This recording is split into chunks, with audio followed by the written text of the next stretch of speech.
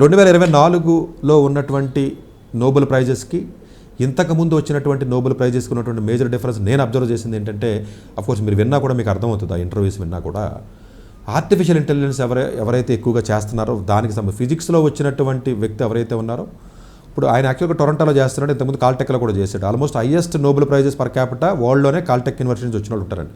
Highest Nobel laureates per capita basis మీద number wise చూసుకున్నట్లయితే మీకు క్యాంబ్రిడ్జ్ కానీ ఎంఐటీ కానీ ఈ కాలేజెస్ నుంచి ఉంటారు. ఎకనామిక్స్లో వచ్చి లండన్ స్కూల్ ఆఫ్ ఎకనామిక్స్ నుంచి ఉంటారు. అంటే ఉండడం అంటే కన్ఫ్యూజ్ అవ్వద్దు, అక్కడ స్టూడెంట్ అని అయి ఉండొచ్చు, పిహెచ్డీ చేసిన వాళ్ళు అయి ఉండొచ్చు, అక్కడ ఫ్యాకల్టీ కింద చేసినటువంటి వ్యక్తి అని అయి ఉండొచ్చు.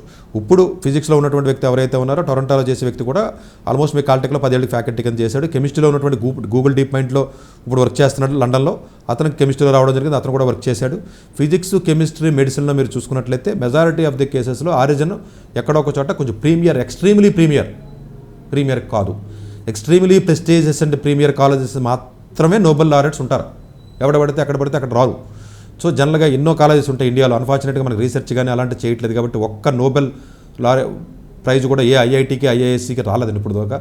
అది బాధాకరం. కొంచెం ఫండింగ్ అది ఇచ్చి కొంచెం ఎంకరేజ్ చేసినట్లయితే ఎంతోమంది గొప్ప గొప్ప మేధావులు మనకు భారతదేశంలో ఉన్నారు, వీళ్ళందరూ కూడా రీసెర్చ్ చేయడానికి విదేశాలు వెళ్ళిపోతున్నారు. యూఎస్ కానీ యూకే కానీ లేదా యూరోపియన్ కంట్రీస్ వాళ్ళకి అవకాశాలు ఇచ్చినట్లయితే వాళ్ళు చేయగలరు.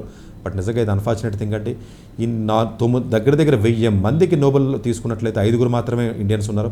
5 కూడా చాలా పాత వాళ్ళండి. పీస్ నుంచి ఒకళ్ళు ఉన్నారు, అది మదర్ తెరిసా గారు ఉన్నారు, కైలాష్ శర్మ గారు కానీ లేకపోతే రవీంద్రనాథ్ ఠాగూర్ కానీ ఎప్పుడో ఉన్నటువంటి వ్యక్తులండి వాళ్ళు. సో తప్ప మిగతా వాళ్ళు లేకపోవడం నిజంగా చాలా బాధాకరం. అందుగురించే ఎంత మంచి కాలేజెస్ మనకు ఉన్నప్పటికీ కూడా సరైనటువంటి రీసెర్చ్ కానీ అలాంటి ఎంకరేజ్మెంట్ లేకపోవడం చాలా బాధాకరం.